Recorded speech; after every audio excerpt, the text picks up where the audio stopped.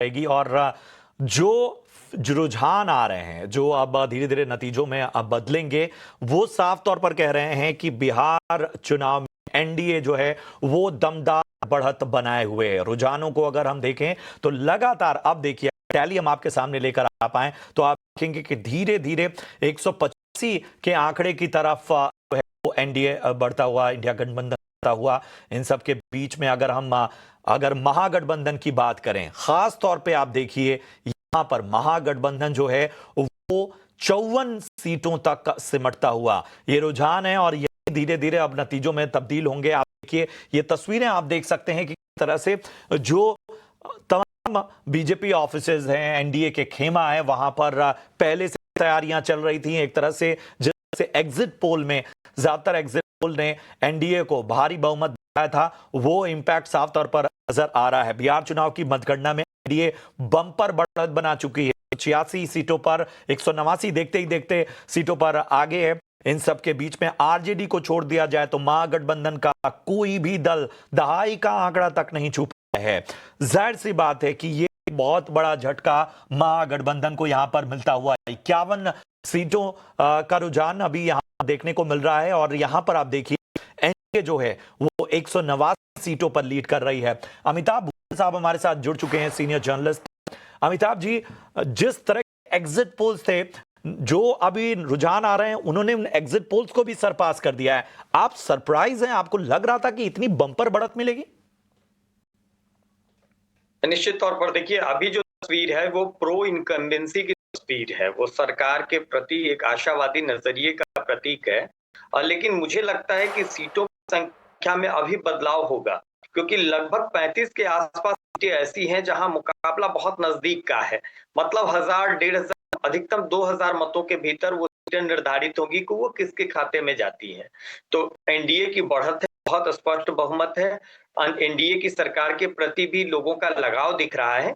लेकिन मुझे लगता है कि कुछ सीटें जो इस समय रुझान में दिख रही हैं एनडीए की, वो कम हो सकती है और महागठबंधन की कुछ सीटें और बढ़ सकती है। पर स्पष्ट बहुमत एनडीए की है, इसमें कहीं कोई शक व शुबा अब गुंजाइश नहीं है। और ये बिल्कुल जो आपने कहा कि एग्जिट पोल के जो अनुमान थे, ये उसी अनुमान को साबित करते हुए दिखाई दे रहे हैं ये परिणाम। जी, एक चीज समझना चाहेंगे, मतलब इन चुनाव में एक वक्त पे ये माना जा रहा था कि इस बार के जो बिहार चुनाव हैं वो अलग ही लेवल पे होंगे। बहुत से जो चेहरे हैं, बहुत से नाम हैं, उनका एक लिटमस टेस्ट कहा जा रहा है। लेकिन ये जो सी बात है, रुझान सामने आ रहे हैं, वो उन सारे दावों, उन सारे भविष्यवाणियों को कहीं ना कहीं पीछे छोड़ रहे हैं। क्या लगता है कि महागठबंधन से कहां चूक हो गई?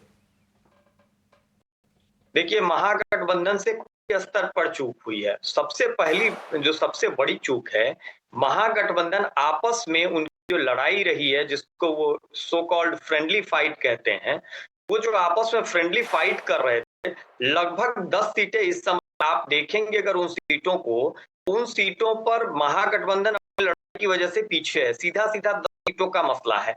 और जिन जिलों में वो सीटें, अगर उन जिलों की आप बात करेंगे, तो वहां उसका भी असर उन जिले की बाकी सीटों पर भी, आसपास की सीटों पर भी उस लड़ाई का असर हुआ है।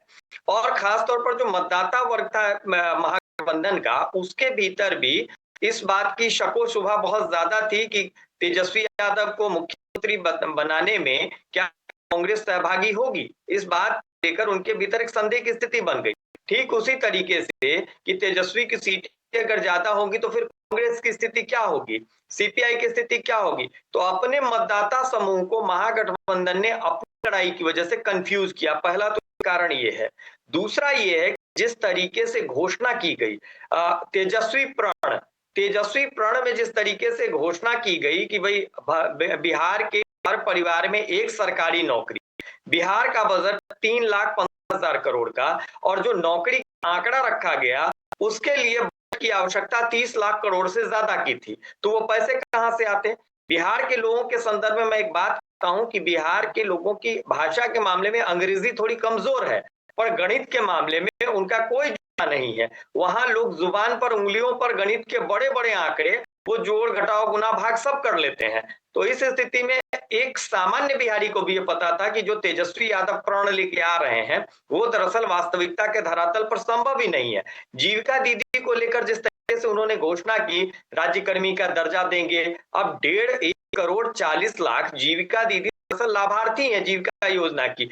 अब उनको सरकारी कैसे आप दे देंगे? 30,000 महीने का आप कैसे दे देंगे? फिर आप पहली किस्त कहते हैं कि जनवरी के महीने में हम जारी कर देंगे।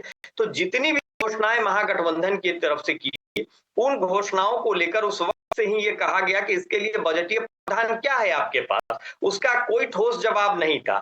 तो जो घोषणाएं हुई महागठबंधन की, वो भी लोगों को आकर्षित करने में कामयाब नहीं हुई। महागठबंधन की लड़ाई अपनी जगह रही।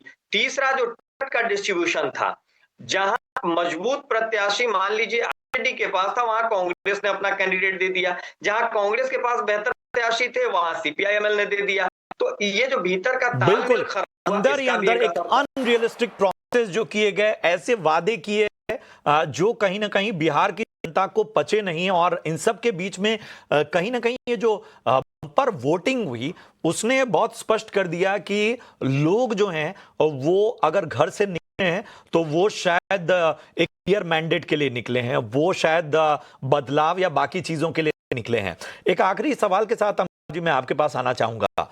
जनसुराज पार्टी, मतलब सब कुछ कह सकते हैं कि ये माना जा रहा था कि यहां से एक प्रारंभ हो सकता है, एक शुरुआत हो सकती है, आरंभ हो सकता है, लेकिन यहां तो आरंभ भी नहीं हो रहा है। मतलब कितना बड़ा सेटबैक मानेंगे? नहीं, बहुत बड़ा सेटबैक है, बहुत बड़ा सेटबैक। और इस सेटबैक की वजह अगर आप तलाशेंगे तो प्रशांत किशोर के व्यक्तित्व से वो वजह आपको निकल के और बहुत सामने उभर के आ जाएगा। जिस तरीके से उनकी भाषा रही, जिस तरीके से उनका तौर तरीका रहा, व्यवहार रहा, उस सब का असर हुआ। देखिए, बिहार में सब लोग हम का उपयोग करते हैं। बिहार में प्रशांत किशोर जब भी बात कर रहे थे तो मैं उनकी शुरुआत होती थी। ये केवल भाषा का मसला नहीं है, ये माइंडसेट का मसला है। तो उनके भीतर जो वो अहम दिखता था, मैं तत्व उनका ज्यादा था, वो बिहार के हम तत्व को प्रभावित नहीं कर पाया। और इसीलिए ये कि प्रशांत किशोर खुद को प्रशांत महासागर समझने लगे थे। जैसे ही वो चुनाव मैदान में आए तो उनका जो व्यवहार था, पहले दिन से ही वो ऐसा साबित करने लगे कि उनको सब कुछ आता है, उनको किसी की कोई आवश्यकता नहीं है, जो उन्होंने कह दिया वो हो जाएगा। उनकी भाषा देखिए, चुनाव में वो कहते थे कि भाई बिहार के लोग इसके लिए जवाबदेह हैं, बिहार के लोग गलत चयन करते हैं, नासमझ हैं। तो इस तरीके की भाषा के साथ आपने शुरू किया और फिर प्रचलित राजनीतिक पार्टियां, उनके चेहरे से नकाब उतरने में वक्त लगता है। प्रशांत किशोर के ऊपर सारे आरोप लगे, टिकट वितरण में गड़बड़ी धांधली के आरोप उनकी पार्टी के लोगों ने उनके ऊपर लगाए। प्रशांत किशोर ने खुद बड़बोलेपन में कहा कि मैं राघोपुर जाऊंगा तो तेजस्वी भाग जाएंगे। उन्होंने कहा मैं चुनाव नहीं लड़ूंगा क्योंकि पार्टी ने निश्चित किया है। पहले उन्होंने कहा कि जो लोग कहेंगे, वोटर कहेंगे, मैं वो करूंगा। राघोपुर में वोटर ने उनसे कहा आप चुनाव लड़िए, लेकिन वो पीछे हट गए। तो एक के बाद एक प्रशांत किशोर ने बहुत सारी गलतियां की है और उन सारी गलतियों का खामियाजा इस चुनाव में उनको मिल रहा है। हम सब ये अनुमान लगा रहे थे कि सीटों में भले उनको कोई उल्लेखनीय योगदान उनका न हो बिहार के चुनाव में, लेकिन मत प्रतिशत जरूर ठीक ठाक वो हासिल करेंगे। पर उसमें भी अब संदेह की स्थिति वाकई ये पूरी उनकी जो प्रतिष्ठा थी और जो कह सकते हैं कि राजनीतिक करियर और बाकी चीजें जिसके तमाम प्रॉमिसेस के साथ आए थे, लगता है कि उसको कहीं ना कहीं बिहार की जनता ने नकार दिया। Thank you so much Amitabh ji, अच्छी चर्चा रही। और रुझान तो फिलहाल साफ तौर पर बम्पर जो है वो बढ़त बनाए हुए एनडीए 190 सीटों पर इस वक्त आगे, 50 सीटों पर जो है वो महागठबंधन है और जनसुराज पार्टी और अन्य जो है उनमें आप जनसुराज पार्टी खाता भी नहीं खोल पाई है। चलिए यहां पर रुकेंगे एक छोटे से ब्रेक के लिए, निगाह हमारी रहेगी इन रुझानों पर भी।